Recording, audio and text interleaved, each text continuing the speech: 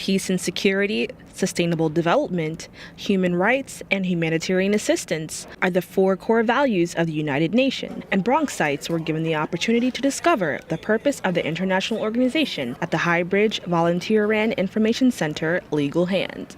The purpose of the event is to just inform people about the wonderful things that the United Nations is doing and how they can get involved, potentially get some funding, and just, empower people in the community. International Model United Nations Association representative and proprietor for UN Women Gambia, Ameena Ali explains why it was important for her to hold the seminar for Bronxites. The Bronx is the most underserved population of the 5 boroughs. If there is a program that is to come, it's normally to the more affluent, to include the Manhattan borough, and it never seems to leak here into the Bronx. So why not go where the people are the hungriest, to feed them the information that is necessary? To give a more interactive experience, Ali introduced a game called Pick 2 and encouraged everyone, including myself, to play, emulating the UN experience planning for sustainable goals. We're going to match that together and learn how the UN works with collaborating events, talents, and people, as well as cultures and traditions, to make formidable programs and projects that helps to sustain the peace